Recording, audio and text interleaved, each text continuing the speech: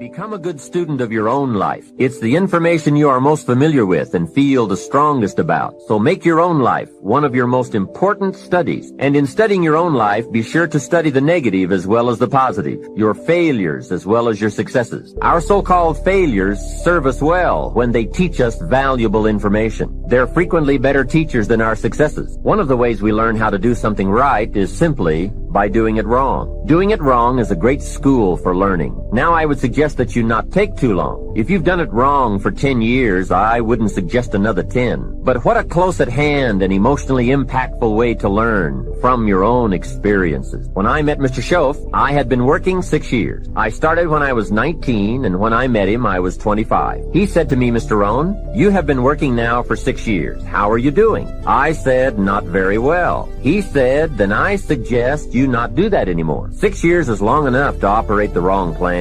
Next he asked, how much money have you saved in the last 6 years? I said, not any. He said, who sold you on that plan 6 years ago? What a fantastic question. Where did I get my present plan that wasn't working well? Hey, everyone has bought someone's plan. The question is, whose? Whose plan have you bought? Now, those initial confrontations as you come to grips with your own past experiences may be a little painful at first, especially if you have made as many errors as I did. But think of the progress you can make when you have finally confronted those errors by becoming a better student of your own life. Now, the next way to learn is from other people's experiences. And remember, you can learn from other people whether they have done it right or wrong. You can learn from negative as well as positive. The Bible is such a great book because it is a collection of human stories on both sides of the ledger. One list of human stories is called examples. Do what these people did. And the other list of human stories is called warning. Don't do what these clods did. What a wealth of information. What to do and what not to do. I think it also means, however, that if your story ever gets in somebody's book, make sure they use it as an example, not a warning.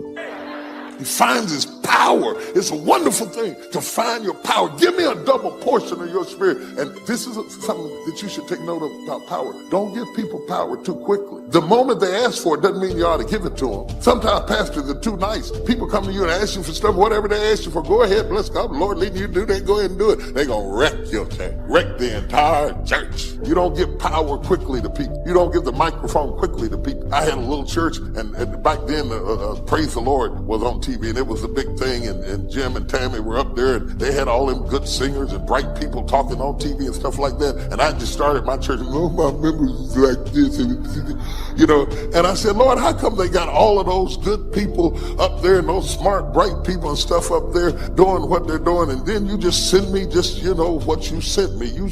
I had some people had their shoes on backwards and stuff, you know, and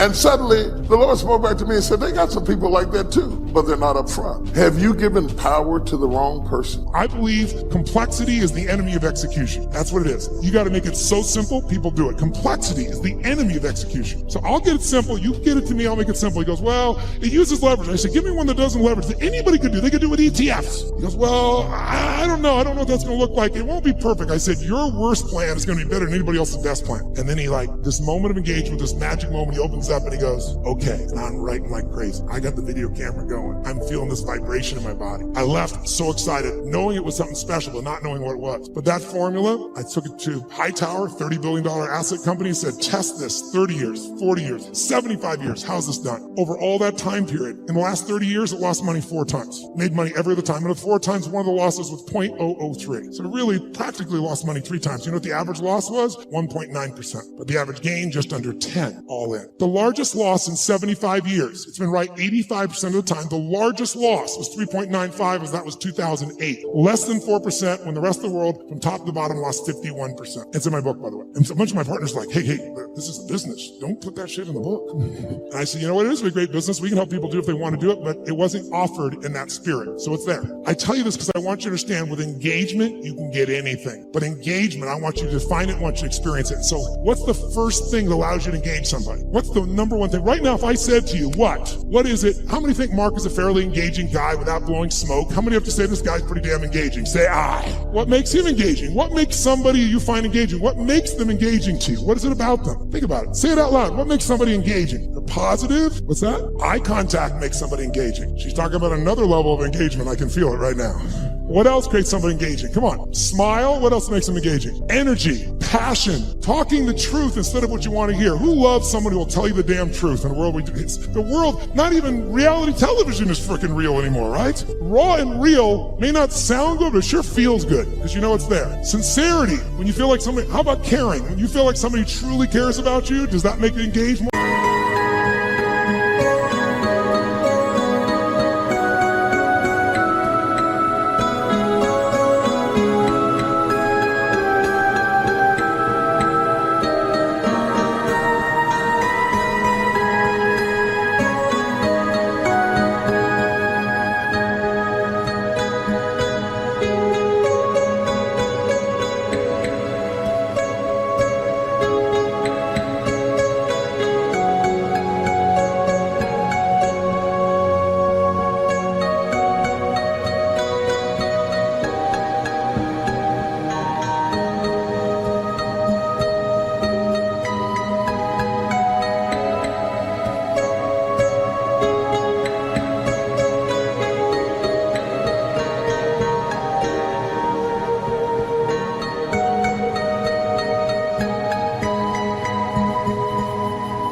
Right? What makes something disengaging to you? What makes you disengage with someone? Lying when you can't trust them? Arrogance when they try to control you? What disengages you? When they come up to hit on you and they're not even committed, you're like the 12th person and you can feel it.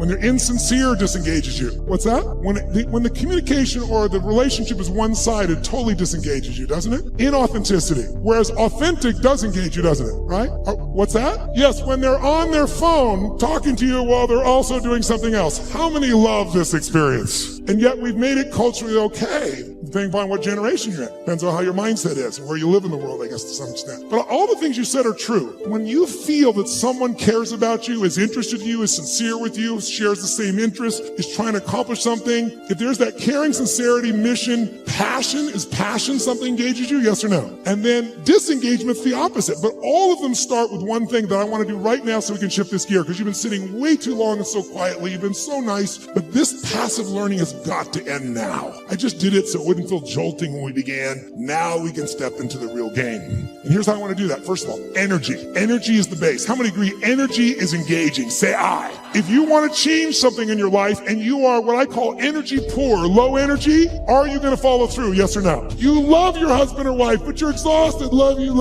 Yeah, okay. There is no passion. There is no intimacy without energy. Am I right? You're not going to go to build a business without energy. You see this crazy man? He's filled with energy day and night and day. It's Richard Branson. How much energy does that man have? He's insane in his energy. Anybody I've ever met who really has this compelling ability to engage with people, it's energy. But are they born with it? Some maybe, most not.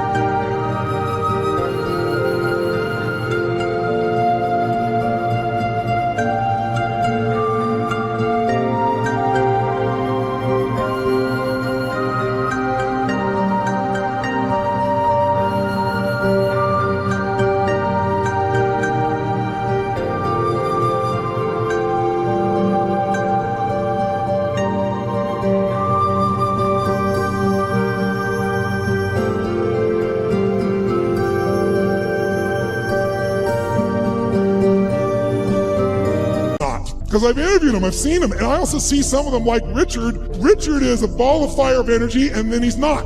He's actually a very internal guy in many ways. He's external when he wants to go do something. He's crazy and willing to risk his life. Not in business. In business, he goes, okay, I'm going to take Virgin and make Virgin Airways, so how can I lose? Oh, I'm going to make a deal with Boeing that if they fail, I get to give them the jets back. That's how he thinks. In his life, let me go in the middle of a balloon in the middle of the sky and hope shit happens. See, the cool thing about me is I ain't got nothing to sell you. I ain't got nothing for you. I'm just going to tell you how you can get to the next level. Now, I've been debating on how I was going to do this, but I thought the best way to go about this is just tell you my story. And in my story, maybe you can see some of yourself. Listen, man, anybody can be successful, but you got to understand something. It's hard. It's hard, man. You can take all the courses you want. It's hard. You can go down there to the church and hold your hands in a prayer circle. When you get through praying, it's going to be hard. You go to school, you can get all the degrees you want. When you get them degrees and you hang them on the wall, if you want to be successful, it's going to be hard. It's hard being successful. That's the first thing you need to understand. Come to these seminars and have these people come out here, talk to you about success and everything. Come out here and they do a nice job of it. But then you go back and think you got it. It's hard. I don't even know the speakers' names, but all these people that's up here, it was hard. That lady had the red dress on to get to where she at. It's hard. It's hard. Understand that. It's hard, man. See, and I talk real. I ain't got no paper. I ain't got no presentation. You know, I got some pictures if you want to see them, but I ain't really got them tied to nothing.